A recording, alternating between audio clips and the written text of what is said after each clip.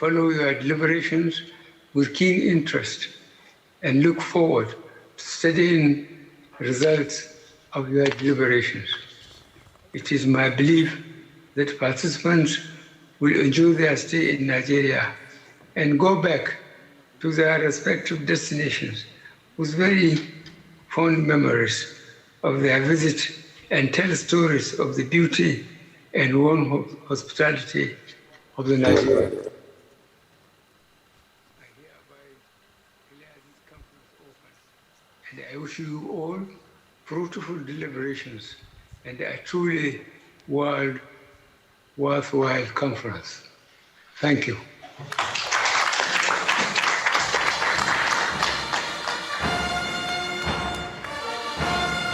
All rise for the national anthem.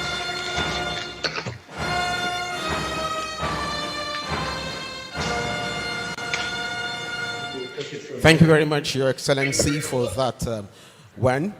We'd like to crave your indulgence before we take the national anthem, that we kindly take the vote of thanks before we close.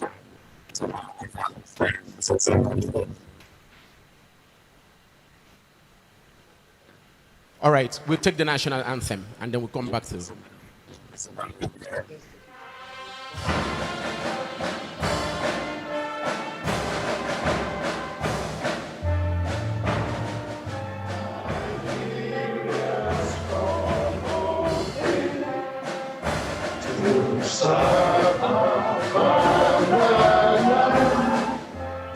With love and strength and care, the name of our heroes past shall never be in vain. To shine and might, one nation bound with freedom, peace and unity. Thank you. Thank you very much, Your Excellency Muhammad Buhari, GCFR, for the formal opening of the Conference and General Assembly.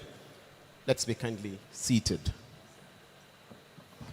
Okay, Your Excellencies, distinguished ladies and gentlemen, it's my pleasure to invite, to give a vote of thanks, the Chairman of the Nigerian Insurers Association, Mr. Ganiyu Musa. Please put your hands together for him as he comes forward.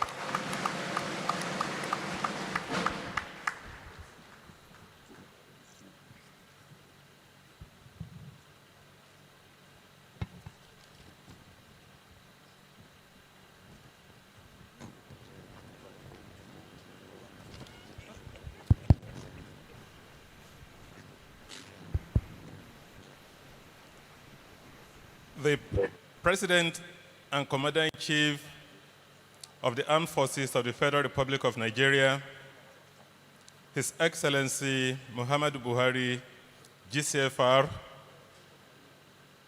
the Governor of Lagos State, His Excellency Babajide Sanwo-Olu, ably represented here by Dr. Rabiu Olowo, the Honorable Minister of Finance, Budget and National Planning, Dr. Mrs. Zainab Shamsuna Ahmed, the Nigerian Commissioner for Insurance, Mr. Olondare Sunday Thomas, and other African Commissioners for Insurance here present, the President and Executive Committee members of the AIO, the Secretary General of the AIO, Mr. Jean-Baptiste, my colleagues on the Governing Council and the members of the NIA, the President and Council members of the CIIN, the President and Council members of the NCRIB, CEOs of insurance companies here present, the members of the local organizing committee, ably led by my vice, Mrs. Ebele Chukwu, and supported by a number of our colleagues in industry, including my dynamic friend, Austin Ibose, MD of Anchor Insurance, thank you very much.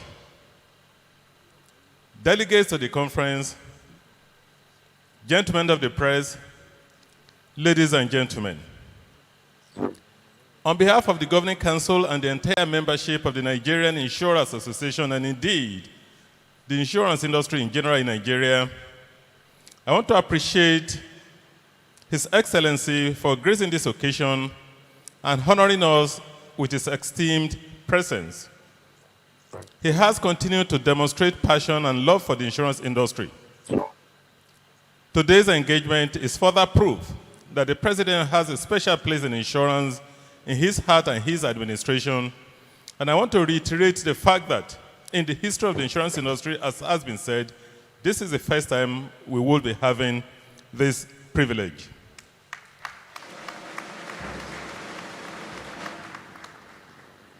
Our appreciation also goes to the Honorable Minister of Finance, Budget and National Planning, Dr. Mrs. Zainab Shamsuddin Ahmed, who has given us the necessary support and backing to host this conference today.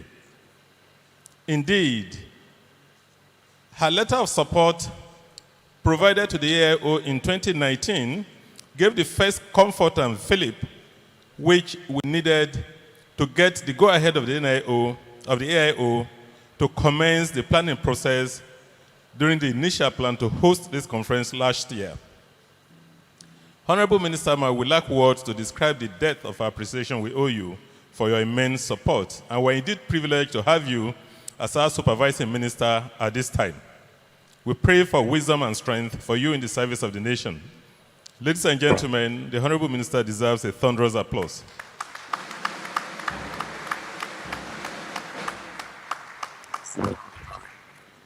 We also owe a debt of gratitude to our Commissioner for Insurance and the face of insurance in Nigeria. Of course, he is also now writing his own legacy, having this honor of the President addressing us for the first time under his watch. We appreciate him a lot for representing us well before the government, for now bringing insurance agenda in the middle and the center and the front of government policy and government attention, and supporting us to organize a truly memorable conference. Thank you very much, Honorable Commissioner.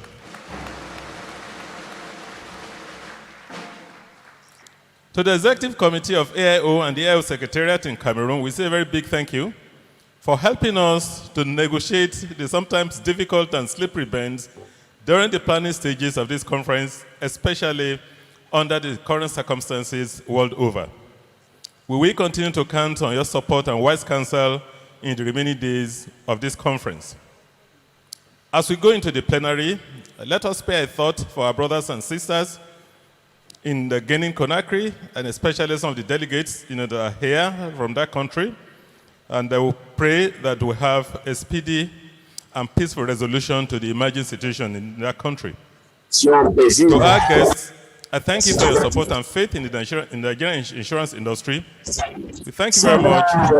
Enjoy your stay and take care of the hospitality of Lagos and Nigeria. Eko Nibajeo.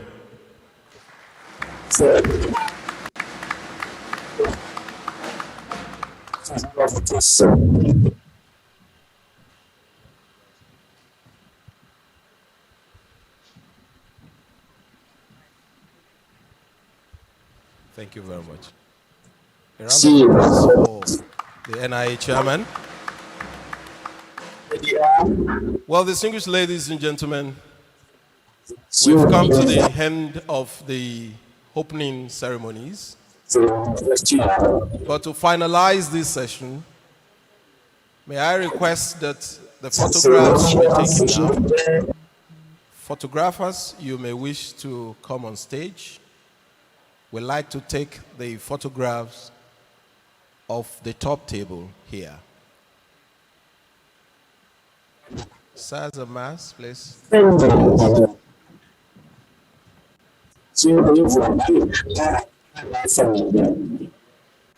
While the photo session is going on, ladies and gentlemen,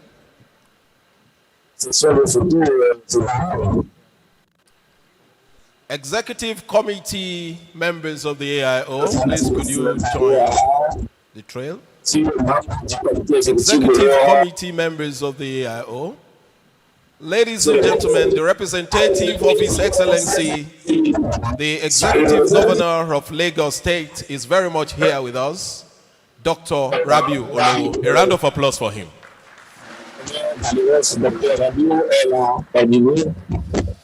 Whilst that is going on, ladies and gentlemen, permit me to announce the network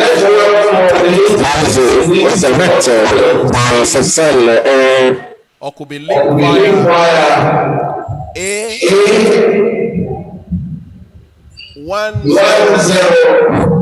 AIO A10 2021 A10 2021 A10, ça c'est le réseau de la salle A10 2021 et le mot de passe c'est AIO MIA 2021. I go over it. Alors encore une fois, le réseau c'est I'm sorry. AIO. C'est plutôt AIO, c'est pas un 10, c'est pas A10, c'est AIO. AIO 2021. Je m'excuse. No, that's AIO. I'm talking about connecting the network. Okay. Then the password is AIO 2021. In case you have challenges, you can make your way. Vous approchez des organisateurs. Mesdames et messieurs,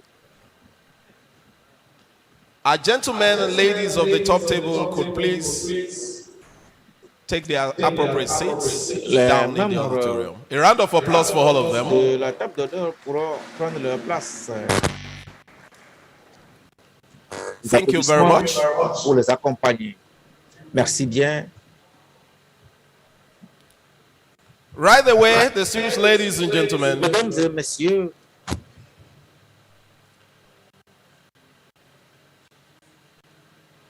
we'd like to take nous voudrions just 3 minutes of a breather coming from the Nigeria Police.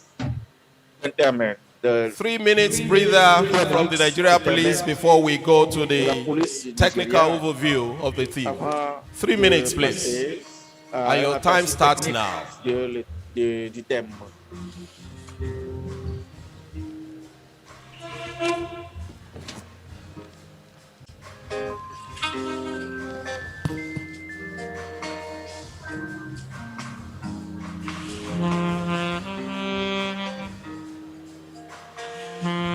Recording stopped.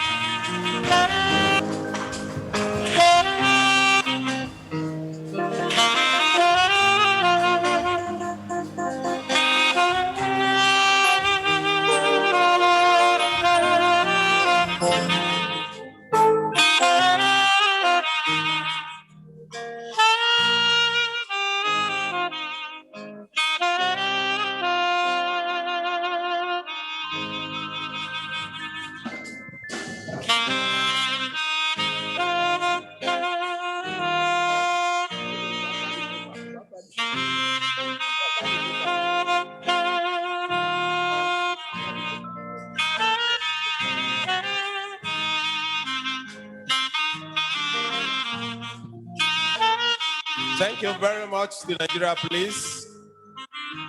A very good applause for the Nigeria Police, please. Les applaudissements. Mesdames et messieurs, pourrais-je demander, je vous prie maintenant que nous suivions maintenant un aperçu technique du thème que Jacques Stilas. Ladies and gentlemen, Mesdames et messieurs, Speaker Jackie Sealers is the founder and former executive director Jacques Silla est le DG de l'Institut d'études de sécurité. He currently serves as chair Elle est of the maintenant ISS Board of Trustees le président du comité Innovation Program at the Pretoria office au of the bureau de ISS. Pretoria de His ISS. 2017 bestseller, Faith of the Nation, addresses South Africa's futures from political, economic, and social perspectives. De perspectives sociales et économiques.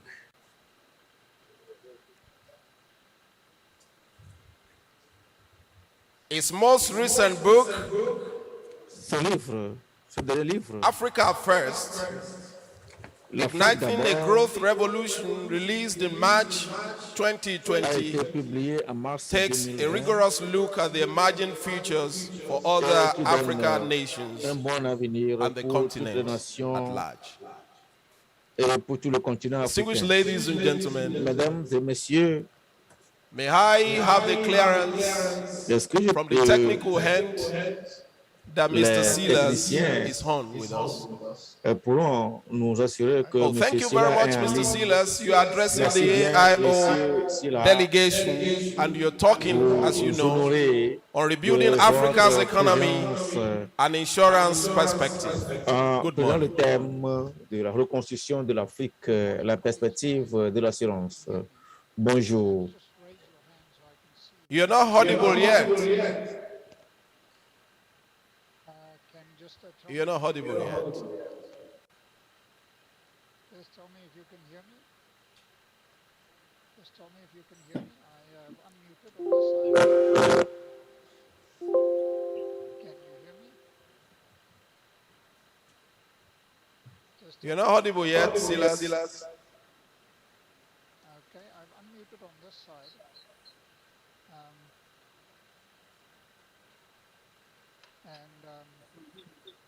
Can you hear me? Tell me if you can hear me now. Tell me if you can hear me now. Tell me if you can hear me now. Tell me. Tell me if you can hear me.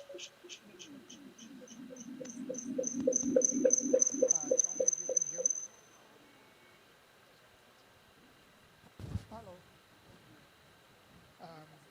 Okay, excellent. Looks like everybody can hear me, but I'm not sure if they can hear me in the venue itself. Sorry, ladies and gentlemen. It's part of the challenges of having to connect virtually, but we get Alors, around tout it. cela fait partie du jeu. The technical hand, please, could you be of... Alors, les techniciens, est-ce I can hear you. que les techniciens peuvent continuer à nous aider?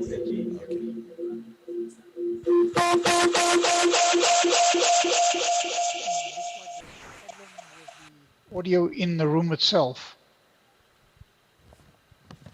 I'll just keep on talking to see until it comes through. Okay, you're coming through now, Silas. Ah, excellent. Yeah, could you Excellent. just pop up the volume a little bit? I will do so. Oh, fantastic. Is ahead. that better? Better. Excellent. Yeah, go ahead. Good morning, ladies and gentlemen, from a warm and sunny Pretoria. It's indeed a great pleasure to be with you. I'm going to share screen and give you a bit of a presentation. So if the organizers can just give me permission to share screen, please. I see at the moment that's this not enabled.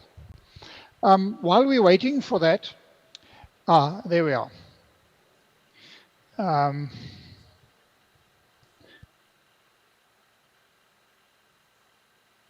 Colleagues, my name is Yaki Silia. I'm the head of the African Futures and Innovation Program at the Pretoria office of the Institute for Security Studies. I'm glad to say that I've been a regular visitor both to Lagos and Abuja over many, many years, and a good friend of West Africa. So I want to talk to you a little bit about the future of Africa broadly, and then I thought I'll talk a little bit about where I think Nigeria is going. So I'm going to start with a graph. This is a graph that shows GDP per capita from 1960 to 2063. You'll see a green line at the bottom, which is the GDP per capita of Africa, and it includes a forecast until 2063, which is the end year of the Agenda 2063 Africa Union plan for revitalizing Africa. And the blue line is GDP per capita for the rest of the world. And you will immediately see the problem, and that is of a growing gap between Africa and the rest of the world. In 1960, the GDP per capita in Africa was about 51% that of the rest of the world. In 1990, it was about 36%. 2021, now it's about 26%. And it remains more or less stable with a bit of recovery out till 2063. But this is a challenge that I think we need to confront on the continent. To grow rapidly and to grow sustainably, a country needs to, the basics are well known. We need to improve productivity in the three main sectors: agriculture, industry, and services. Most high-income countries grow today, like the United States, on services. But industry, manufacturing, has been the heart and the soul of all countries in their transition to a high-income country. We first need to provide food security, and that is the tradition of all countries that have evolved.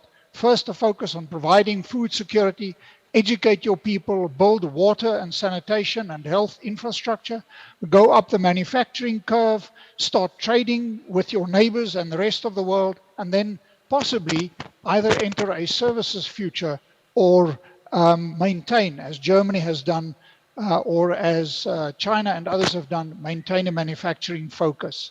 And what we need to do, if you want to grow rapidly and sustainably, labor and capital from a low productivity sector like agriculture to a higher productivity sector like manufacturing and high-end services.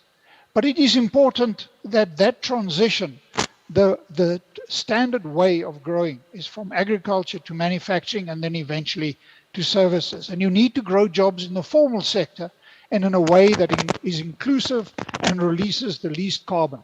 Now, this is sort of at a high level the broad recipe for growth. But what is happening in Africa is that labor is moving from subsistence agriculture to low-end retail services in urban informal areas. This means people are not escaping poverty and they are not getting jobs in the formal sector. And the urban areas are very often unprepared for the influx. And we also see, and this is very characteristic of Nigeria, a growth in capital-intensive resources and energy-based industries that generate few jobs. So you create a kind of a bubble economy. That is in the Delta in Nigeria, in Equatorial Guinea, in Angola. It will shortly also happen in Cabo Delgado in northern Mozambique. And these capital-intensive resource and energy-based industries, not only do they have few jobs, but they have no forward or backward linkages to the national economy. And we see in Africa high levels of commodity dependence. In actual fact, with every passing year, the number of African countries that are resource dependent, commodity dependent, are increasing. You cannot grow a country if you are dependent upon single commodities. We often also see a failed effort or efforts to skip the basics. Many leaders have tried to sort of fast track Africa, and you need to fix the basics. Africa also is characterized by early democratization. Africa is more democratic at low levels of, more democratic given its levels of GDP per capita and education than most other countries. Africa also has a large youth bulge and a delayed demographic transition, which means we delay our transition towards a productive society. And we are rapidly in Africa approaching a double burden of disease, where both communicable and non-communicable diseases are more evident than countries at similar levels of development in the rest of the world. And of course, we recently had COVID-19. So let me stop there and just show you what our analysis is of the impact of COVID on Africa. And if we compare the situation of COVID in Africa with a pre-COVID a no COVID forecast, then we see that the number of Africans that will increase, that will additionally become extremely poor, would be 31 million last year, 42 million additional Africans this year, 24 million next year. GDP in Africa, because of COVID, in constant 2017 US dollars, has declined by $186 billion last year, about 199 billion this year, and about 175 billion probably next year. Government revenues are lower.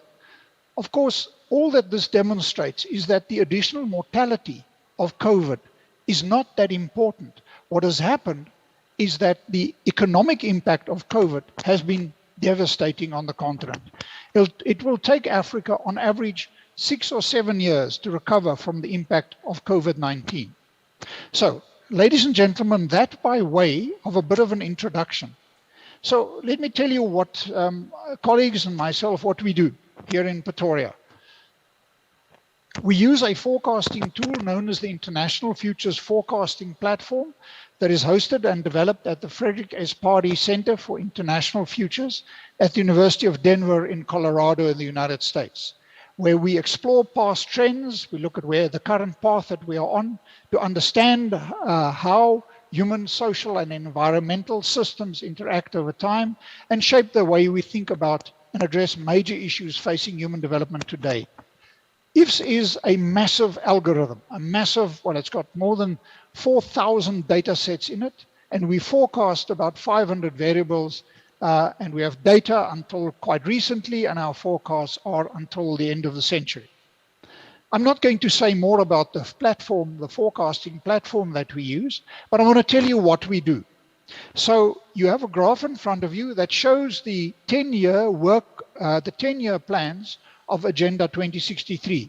Agenda 2063, the Africa Union's blueprint, was started in 2013, first 10-year plan till 2023, 2033, 2043, 2063, and then to Agenda 2063.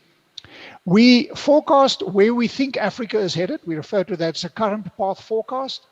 And then we look at the impact of different sectors in Africa. And we measure the impact on changes in levels of extreme poverty, the economic size or GDP, GDP per capita, which is a very important indicator, and other indicators like infant mortality and life expectancy. So for what I'm going to show you, we have modeled interventions for the second 10-year implementation plan of Agenda 2063 from 2023 until 2033, and we then look at the impact of those scenarios out till 2043. So we have modeled the impact of more stability in conflict-torn countries. We've modeled the impact of a more rapid demographic transition, particularly in many of Africa's young countries. We look at the impact of better water and sanitation infrastructure and improved health on Africa. We have looked at the impact of an agricultural revolution. We look at the impact of better and more education that is orientated to demand. We look at the impact of a low-end manufacturing growth path. We look at the impact of leapfrogging through technology, the impact of free trade, particularly the implementation of the African Continental Free Trade Area, more remittances, more foreign direct investment, more aid, and less illicit financial flows. We looked at the impact of relieving the bulk infrastructure backlog in Africa, better governance. We look at how these 11 scenarios impact on carbon emissions and climate change, the impact on the future of work, and we combine that, all of these 11 scenarios in an Agenda 2063 combined scenario. Remember that what I've said is that I'm going to show you the impact of these scenarios out till 2043. So let's then look at Africa's development prospects. So I'm showing you a graph in 2017 constant dollars on the left with time at the bottom from 2019 till 2043. Remember, I've explained that our interventions start in 2023. So this is GDP per capita in Africa. This is for the whole of Africa on average out till 2043. This is the impact of more stability. That is the impact of more investment in health and wash infrastructure. Of course, That has a health impact, and I'm going to get back to that. Doesn't really have an impact on GDP per capita. What's the impact of a demographic dividend? Nigeria is about 40 years away from getting to its demographic dividend. This is the impact of agriculture. Agriculture across all sectors has the most impact across the continent. This is the impact of better education. Better education takes at least a generation to have an impact. This is the impact of a manufacturing transition. You can also see that it's quite significant. This is leapfrogging through technology using renewables and ICT. This is the impact of free trade, the implementation of the African Continental Free Trade Area. Over long time horizons, the Continental Free Trade Area has more impact than any other scenario. This is the impact of more aid, more foreign direct investment and remittances. This is the impact of infrastructure build, the harbors, railway lines, and so on. And this is the impact of better governance. Now, with better governance, we model its impact structurally over time. And when all these good things come together, you get what we refer to as a synergistic impact, which means that better educated people that are better fed and housed also are much more productive. So instead of, in 2019, the GDP per capita on Africa, on average, was about $5,089. And on the current path forecast, this is the bottom green, it would get to about $7,157 by 2043. So an improvement of about $2,000, but not really enough to really escape from poverty. If we do all of these 11 things, Africa could, on average, have GDP per capita of about $11,500 per person. And by that time, we have about 2 billion people on the continent.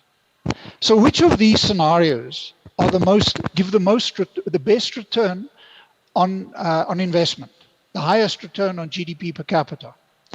By 2033, which is about there, agriculture, manufacturing, leapfrogging, and the implementation of the Continental Free Trade Area are the sectors that give the best return on GDP per capita. By 2043, at the end of the forecast horizon, it is the Continental Free Trade Area, then a manufacturing transition, more stability, and leapfrogging. Technology qui donne les meilleurs retours. And what would be the impact on life expectancy? At the moment, life expectancy in Africa is about, this gives it in 2019, about 65.8 years. By 2023, when we start our interventions, it's about 66.7, 69.6. This is the current path forecast by 2033, and by 2043, about 72.1 years. If we do all of these 11 things, Africa's average life expectancy would increase by 2033 to about 71.7 years, or about 74.6 years by 2043. And much of this is driven, of course, by improvements in wash and health. These scenarios would also have quite an impact on Africa's total population. So if you improve people's health and education, fertility comes down. So the bottom green line, on the left-hand side, we have millions of people. The bottom green line is the forecast of Africa's population on the combined Agenda 2063, that is that combined scenario. So it's about 123 million less people, because more healthy people, better educated people that have more access to contraceptives have less children. So instead of about 2.2 billion people, Africa would have about 2.1 billion people. Also, when we look at all of those, what is the impact on carbon emissions on Africa and the world? So at the bottom, we have Africa. This is the current path forecast of Africa, where we are headed on billion tons of carbon emissions. And this is the impact of the combined Agenda 2063 scenario on carbon emissions. the top is the global, what would happen to world global carbon emissions. That is the world current path. That is with the Agenda 2063 scenario where Africa grows. Now, this is very important because carbon and climate change is the single most serious threat that faces humanity. And in Africa, if Africa grows robustly as we forecast, Africa will release an additional 789 million tons of carbon by 2063. And there are many implications of this. That combined scenario would significantly reduce extreme poverty in Africa. At the moment, there is about 500 million Africans of our total population of 1.3 billion people that live in extreme poverty. And our current path forecast is that will not really decline much.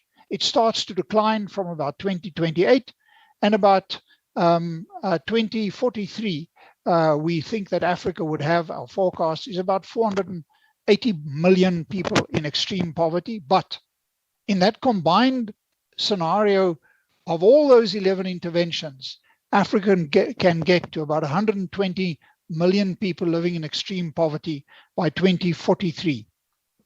In other words, the global goal, the Sustainable Development Goal to eliminate extreme poverty by 2030, which is about there, that is not going to be achieved in Africa, even under the best scenario.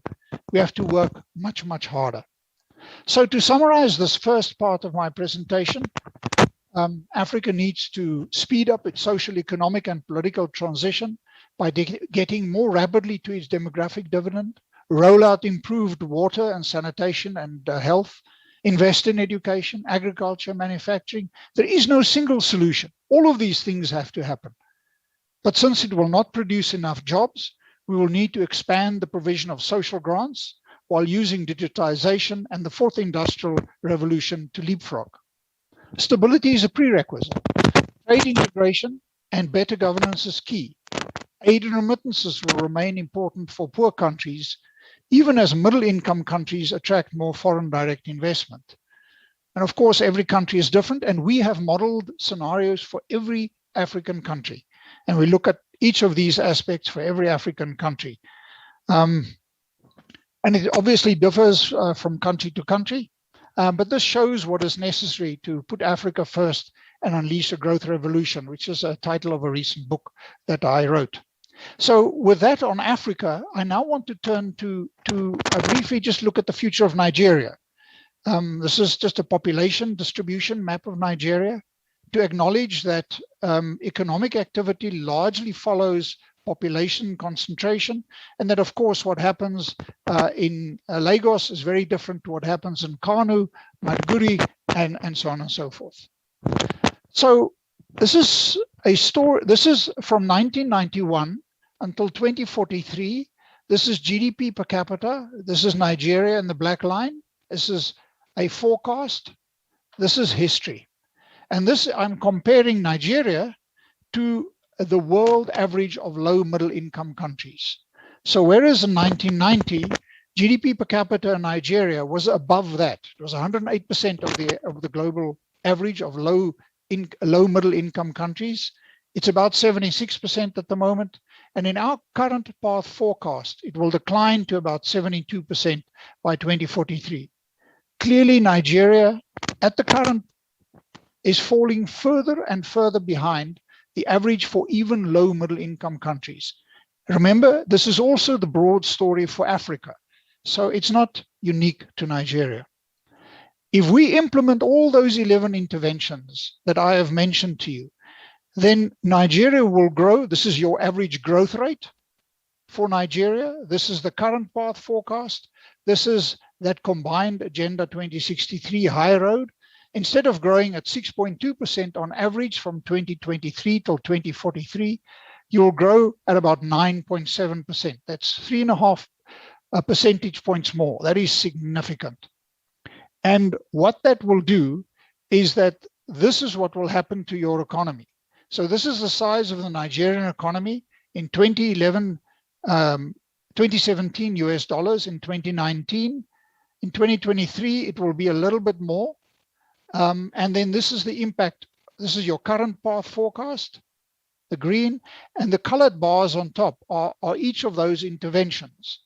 So on the current path forecast, Nigeria would go from about $561 billion in 2019 to about $2 trillion by 2043. But that will not really improve GDP per capita by much, as I've shown you. If Nigeria does all of these things that we have spoken about, get to $1.4 trillion by 2033 and $3.9 trillion by 2043. Now, because you have a large, rapidly growing population, the size of your economy grows very dramatically, but you don't really improve GDP per capita. So this is the story of Nigeria. So the green is your current path forecast. So you go from 5,827 GDP per capita in 2019 to in 2023, actually your GDP per capita declines because of COVID. And then by 2043, it could get to about $8,755 per person. That sounds a lot, but in actual fact, Nigeria falls further and further behind other countries. If you do all of these good things that we spoke about, education, better stability, more health wash, get to your demographic dividend, invest in agriculture, education, undertake manufacturing, you leapfrog, you participate in the continental free trade area, you get more foreign direct investment, you build large infrastructure and governance improves, you get that synergistic impact that we referred to at the top, and GDP per capita can be 3 times what it is in 2023, $15,369 per person. The sectors that have the most impact in Nigeria, from our analysis, is firstly agriculture. Nigeria has not undergone its agricultural revolution by 2033. Secondly, leapfrogging. Thirdly, manufacturing and the implementation of the African Continental Free Trade Area. By 2043, the implementation of free trade, manufacturing, leapfrogging, and agriculture will give you, Nigeria, the best improvement in GDP per capita. Let's look at what the impact would be on extreme poverty. This is a forecast. If we use $3.20 per person, which is the extreme poverty benchmark for lower middle income countries, then about 75% of Nigerians lived in extreme poverty, 3/4 of your population. In 2019, that will increase because of COVID to about 77%. And on your current path forecast, your extreme poverty rates will only come down to about 60% by 2043. This dashed line, dotted line, is the impact of agriculture. Agriculture has more impact on extreme poverty than any other scenario. And all those 11 scenarios together would mean that extreme poverty in Nigeria could come down to about 35%. The scenarios we're doing is not wishful thinking. It is what is realistically and ambitiously possible. So this is percent of people. This is millions of Nigerians. How many? So exactly the same graph. This is your current path forecast of the number of extremely poor Nigerians as things are at the moment.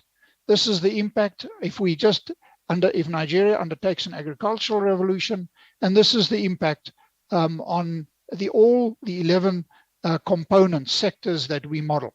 So the number of extremely poor Nigerians is going to increase for the next decade or more, largely because you have a very large growing population. So colleagues, same sort of kind of story. Nigeria needs to speed up its social, economic, and political transition by, of course, stabilizing the country and establishing the rule of law over its territory. It's not possible to develop with the levels of instability, crime, and violence that you experience. South Africa faces many other challenges as well. You need to improve accountability and government effectiveness. You need to reduce fertility rates to get to a demographic dividend. I want to say again, Nigeria only gets to its demographic dividend in by about 2060 because you have such a young population. You need to reduce extreme poverty through measures such as social grants, invest in quality education for all its people. Quality education is in actual fact more important than the quantity of education. It doesn't help if people go to school and they're not learning anything. You need to build roads and invest in agriculture. Remember what we've said, agriculture has more potential to uplift ordinary Nigerians out of extreme poverty than any other scenario. You need to see urbanization as an opportunity to provide basic services, plan and prepare for that. You need to use technology to leapfrog, and you need to embrace trade integration, the implementation of the African Continental Free Trade Area. As a regional powerhouse, Nigeria has more to gain from free trade than almost any other country. And of course, you decisively need to diversify your economy. Ladies and gentlemen, thank you very much for the opportunity to speak with you this morning. It's really an honor to be with you, and I apologize that I could not be in Lagos myself. We are building a website that includes forecasts for each African country, and we have invited the African Assurance Organization to partner with us. I have a book that I've written, The Future of Africa, which is free, and I will send the download link to the organizers and they can disseminate that. But I'm going to end my presentation there and say thank you very much for listening to me, and really a pleasure and an honor to be with you today.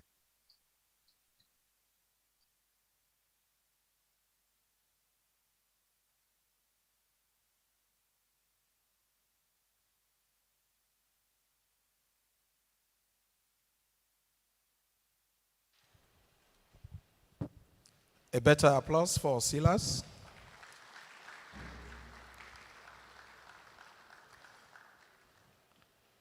We like to... Thank you very much.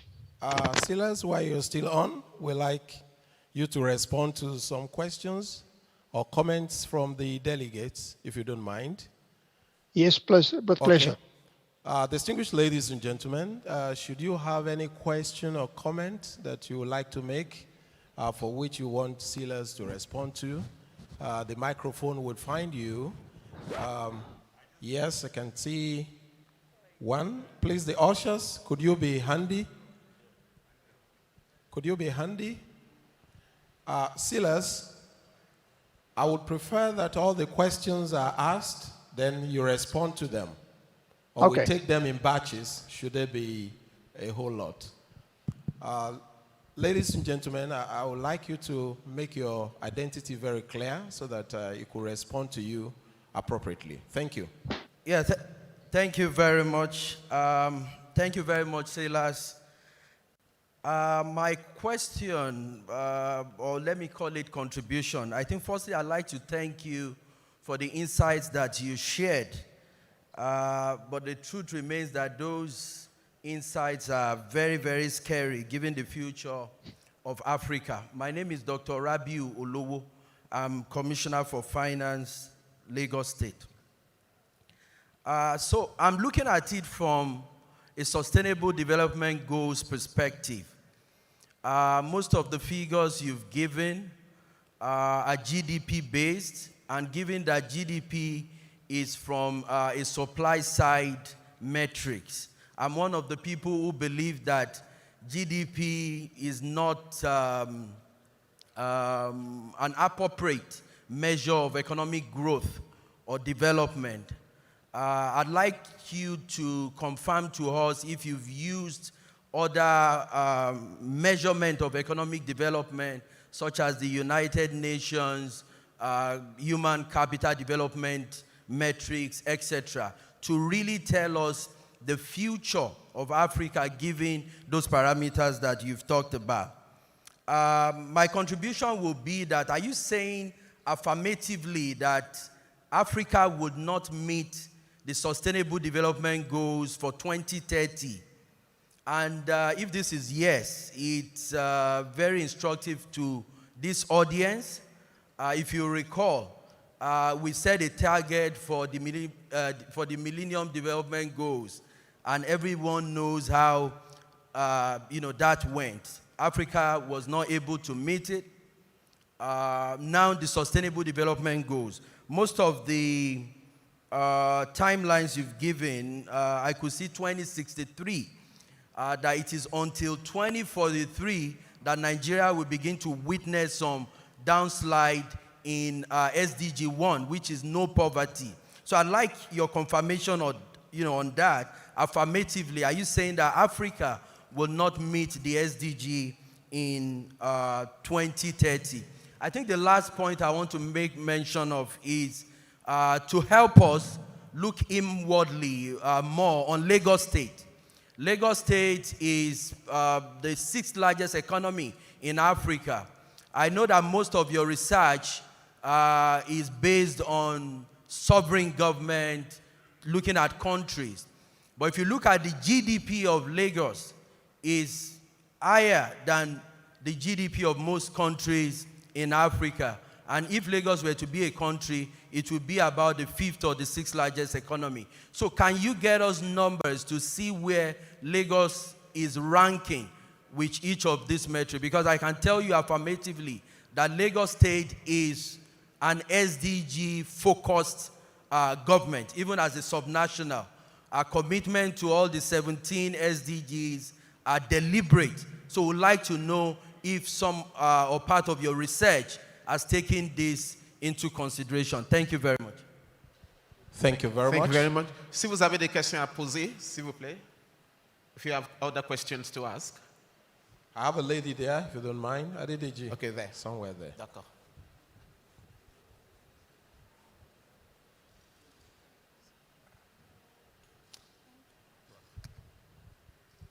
Salbona Silas. Is he there? Okay, I'll go ahead. Okay, so my question is that recently I've learned that, as the gentleman said, that GDP may not be the correct measure of development, because recently every country's GDP has decreased all over the world, and we're looking towards imports more than anything, looking at the growth of China and Japan and how they managed to grow their economies through exports, especially like the Netherlands as well. Their exports are 3 times more profitable than their GDP. And then my next question is, I'd like to apologize for this comment, but Nigeria is regarded as a failed state. So do you think we have time to organize ourselves to get back on track? And then my last question is, do you think us as Africans, we're a little obsessed with the negative comments and outlook of our own continent? We forget to give ourselves a pat on the back when we're doing something great, especially when it comes to what we report out to the world. It's always Africa the victim, Africa is not doing so great. But when do we start to encourage our youth to say, hey, look, we're doing good? Where are we doing good? Thank you. Thank you. Okay, we have one here.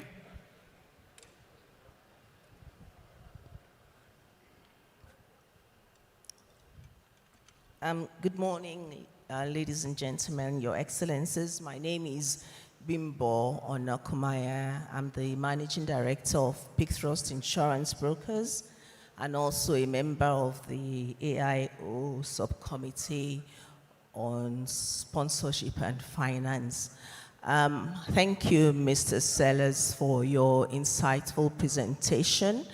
My question is a little bit narrow, but I'll ask it all the same. With regards to the population of this country, Nigeria, comparatively to that of the African continent, I would like you to please focus on the effect of agriculture and the impact that this will have on the population of the women, which is about 50% or 49 point something percent of the total population, and how this can facilitate our economic growth as women, especially in consideration of the African Free Trade Continental Trade Agreement. Thank you. D'accord. Up next, okay, we have one over there.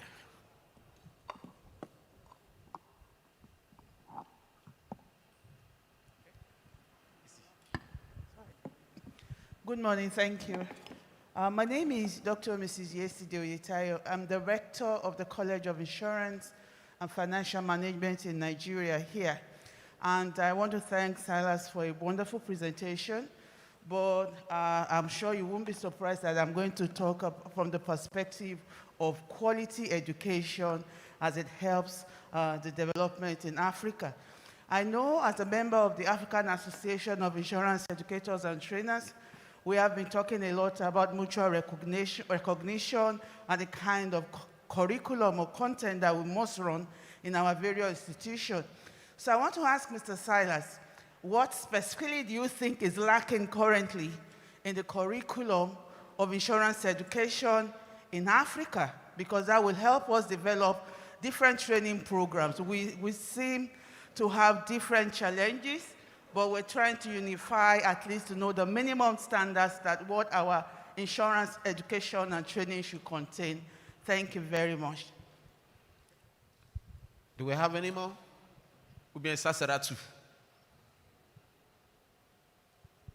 No more hands up. Okay, we have one last at the back.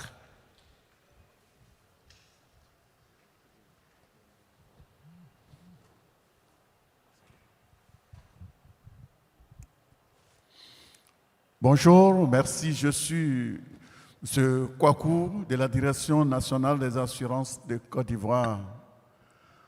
Alors, je crus entendre effectivement avec le conférencier que le PIB n'est pas l'indicateur approprié pour mesurer le développement. Effectivement, si je partage cela, je reviens vers l'assurance, puisque pour mesurer le taux de pénétration de l'assurance, on utilise également le PIB. Alors moi, je voudrais savoir, je dois demander au conférencier quel serait l'indicateur le plus approprié pour mesurer la pénétration de l'assurance. Merci.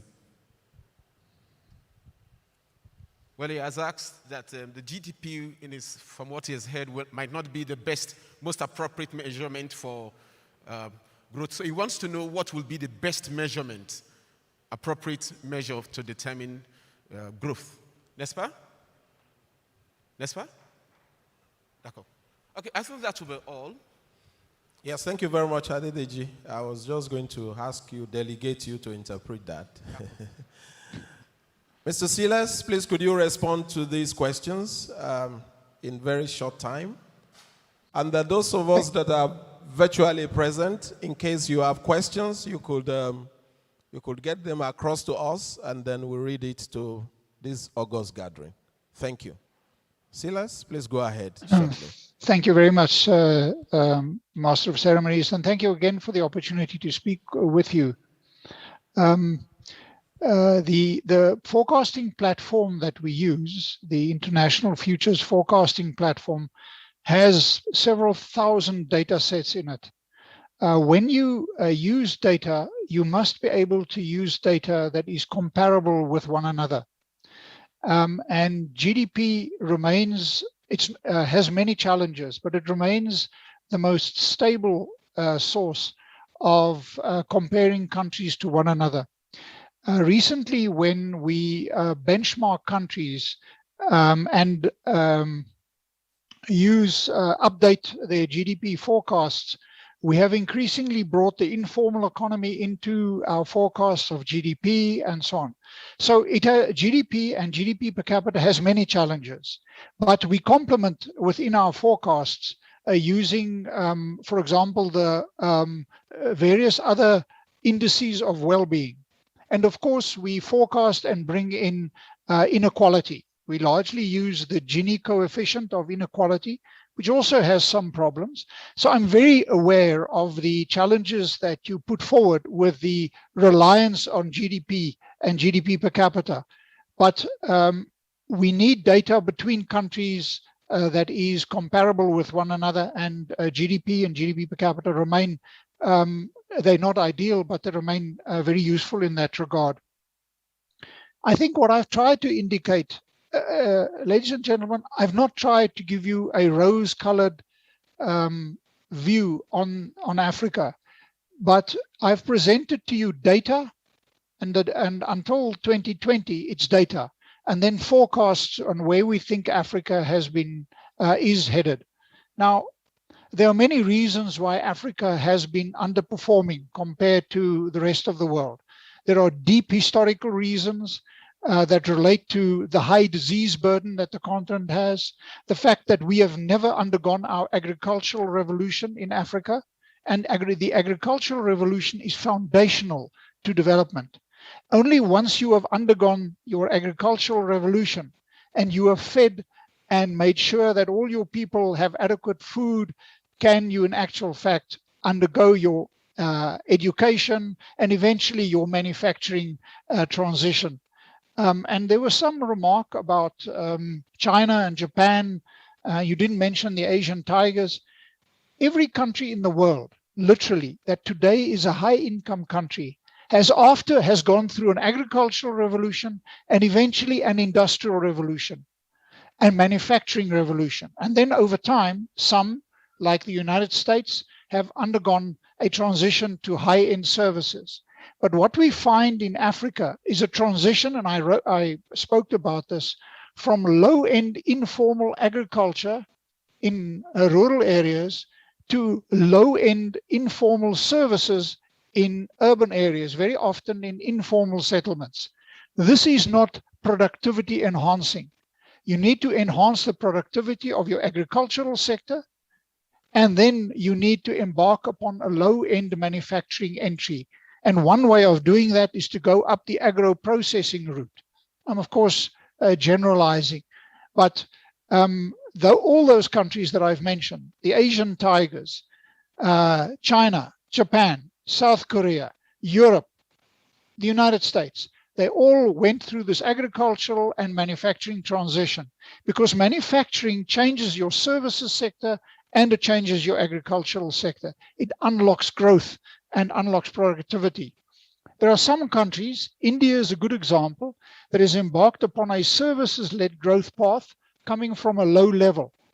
That is one of the reasons why India is struggling to grow rapidly. It is growing, but had it embarked upon a manufacturing transition like China and the Asian tigers, you would find India's economy would have been much more productive than it is. If you're a low-income country, if you're a middle-income country, you should really find a way of embarking upon using technology, an appropriate manufacturing transition. So part of what I'm trying to present to you is I'm trying to present to you the challenges that lie ahead and the many things that have to be done. I travel a lot across the continent and globally, and one of the one lady that raised the question made the point about Nigeria as a failed state and the challenges that we are very negative in Africa. And it is true, we tend to take a very hard negative view on Africa. I live in South Africa, and believe me, if you think you have problems, we also have problems. And yeah, we all always think that our country is doing the worst.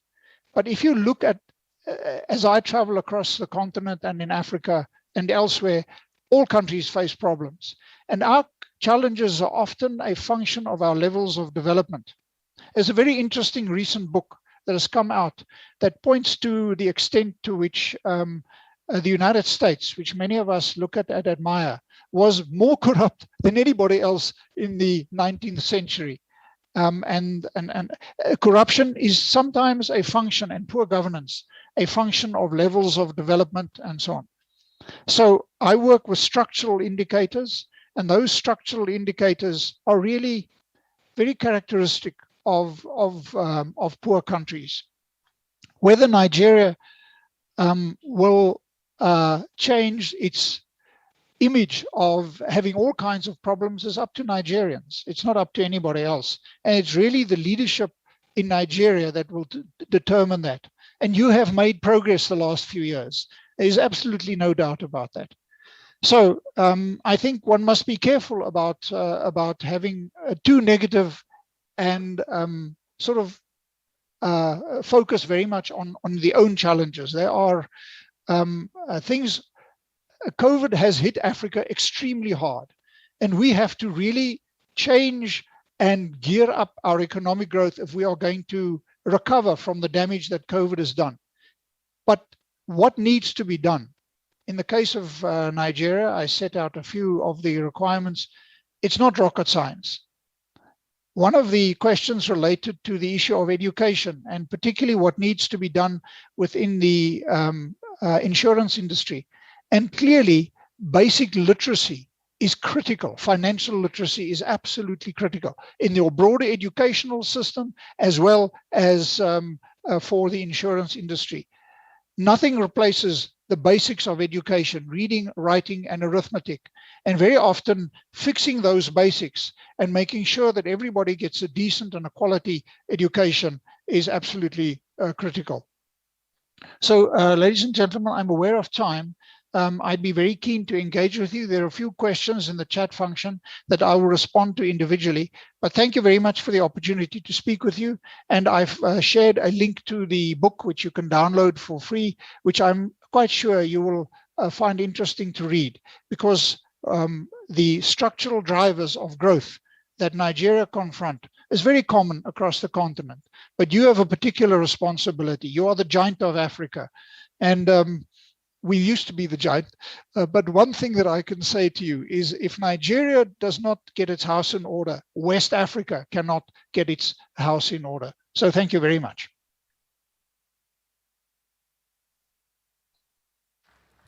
Thank you very much. I think we're done with that. Do we have any inputs from, do we have any input virtually? None for now. Thank you very much, Mr. Silas. A better applause for him.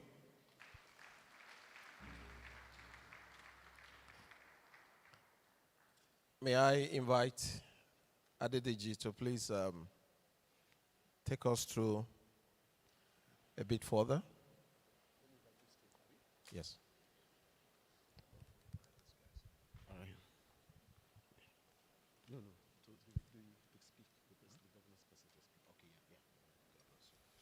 All right, thank you very much. May I invite the representative of the Governor of Lagos State, Mr.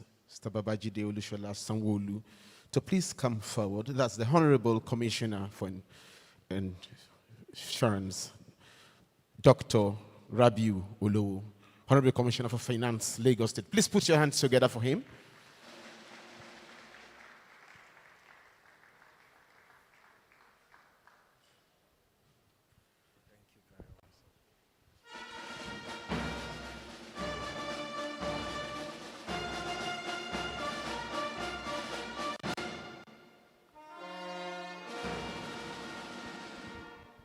The President, Commander-in-Chief of the Armed Forces of the Federal Republic of Nigeria, His Excellency President Muhammadu Buhari, GCFR, the Honorable Commissioner for Finance, Dr. Mrs. Zainab Shamsuna Ahmed, the Commissioner for Insurance, Mr. Sunday Thomas, the President and ESCO members of the AIO, and all other commissioners of insurance from the African states, the Secretary General of the AIO, Mr. James Baptiste, the immediate past Secretary General of the AIO, Ms. Prisca Suarez, Chairman and Governing Council members of the Nigerian Insurance Association, the President of the Chartered Institute of Nigeria, the President of the Nigerian Council of Chartered Insurance Brokers, CEOs of insurance companies and brokers here present, members of the organized private sector, members of the local organizing committee of this conference, delegates, gentlemen of the press, distinguished ladies and gentlemen. I hope I've covered the protocol. I hate protocol so much. But you forgive me if I haven't covered the appropriate junction. Up till this morning, His Excellency, the Executive Governor of Lagos State, I'd love to be here himself, but because of exigencies of work, he has asked me to represent him. So I'll go ahead to read his address. No addition, no subtraction. This is the goodwill message of His Excellency, Mr. Babajide Olushola Sanwo-Olu, at the opening ceremony of the 47th Conference and Annual General Assembly of the African Insurance Organization, organized by the Nigerian Insurance Association, holding here Monday, 6 September 2021.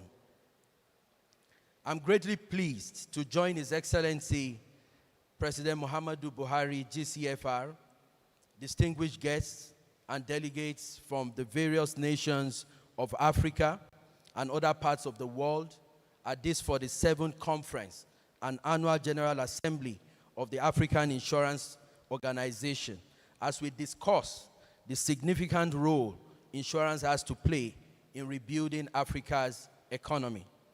It is an open secret that in this part of the world, most people are quite uncomfortable with the subject that borders on life and death, as well as emergency situation. This has resulted in skepticism when it comes to subscribing to an insurance plan, be it life insurance, health insurance, several other insurance packages, due to religious beliefs, financial constraints, or lack of adequate knowledge on the parts of having an insurance plan. The importance and benefits of subscribing to an insurance plan for businesses, properties, life, and others cannot be overemphasized, as insurance helps us to plan ahead and also cope with emergency situations such as fire outbreaks, accidents, and so on whenever they arise. The question here today is, how can insurance help African continent to rebuild its economy? We've all heard and listened to the very staggering and very worrying statistics about the future of Africa in terms of economic growth and development, and how we are going to move through the band of being an underdeveloped nation in the eye of the world. Therefore, it is pertinent to think of in which economies of African countries can be revitalized and economic growth can be promoted. The insurance sector contributes significantly to the economic development growth of nations by providing stability to the functioning of businesses and generation of long-term financial resources for industrial projects. The insurance sector also encourages the virtue of savings amongst individuals and generates employment for millions. Encouraging the growth of insurance sector in Africa will translate to the provision of safety and security to individuals and businesses, therefore passing across the message of stability and safety to both local and foreign investors, as this will directly drive the economy towards growth and development.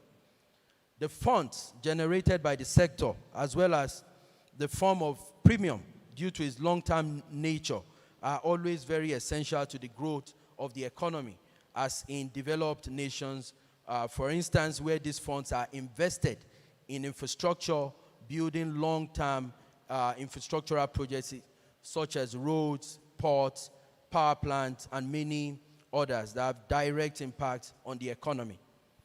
Lagos State remains a good example of how the insurance sector aids economic growth. The insurance sector has played a major role in the attainment of our status as the 6th largest economy in the world, sixth largest economy in Africa, and the fastest growing economy in Africa. By working closely with the various insurance companies we have in Lagos, we have been able to insure all state-owned properties and government business entities, thereby mitigating loss. Permit my error of saying the sixth largest economy in the world. That is actually our ambition, and I'm very, very sure that we'll get there. A quick flashback to the unfortunate series of ugly incidents and their devastating outcomes during the hijacked NSAS project that you all know about is a great reminder of the importance of insurance sector in our state. Truly, the occurrences that followed those unfortunate events were enough to set us back more than 10 years backward.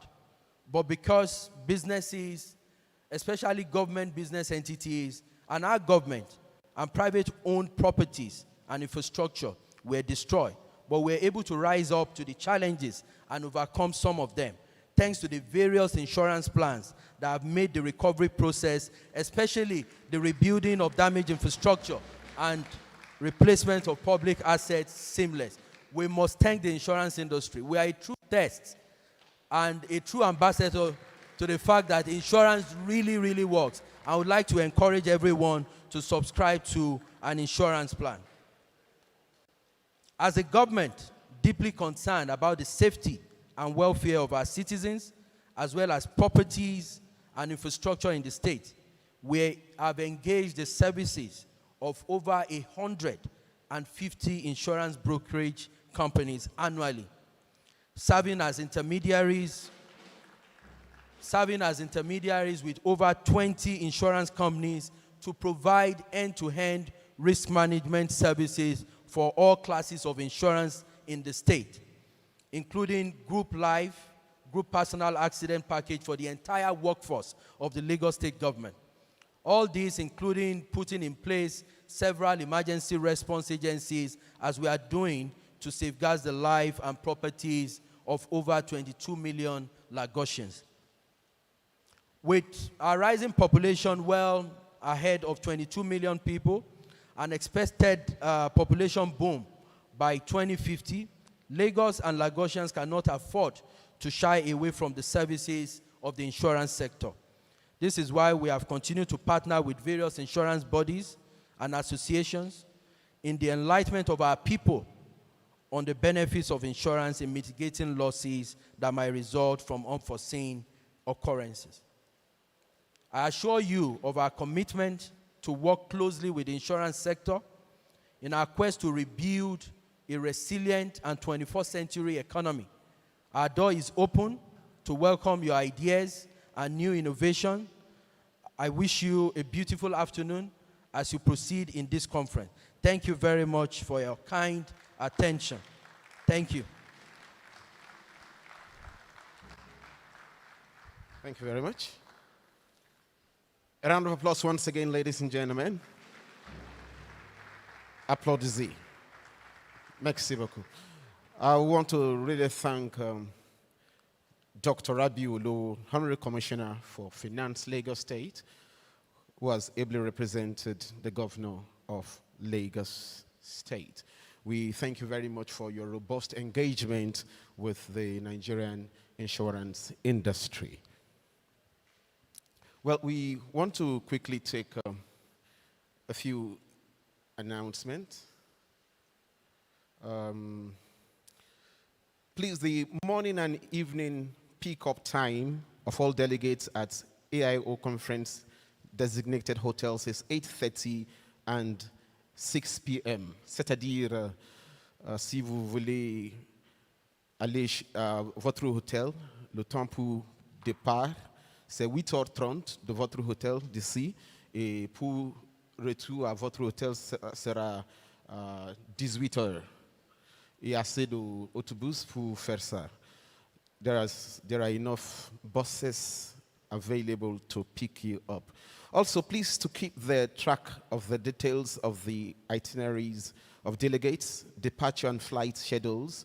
We humbly request that all delegates include their WhatsApp numbers to enable us communicate and update them from time to time with transport and logistic information, as we anticipate that there could be flight delays, cancellations due to late arrivals resulting from poor weather conditions, rainy season, etc.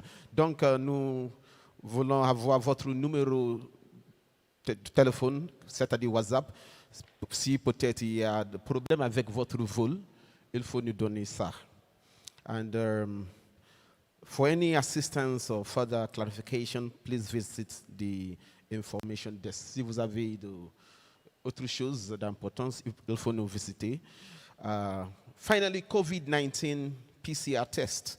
VCare Laboratories is an AIO conference ground to perform PCR tests for delegates.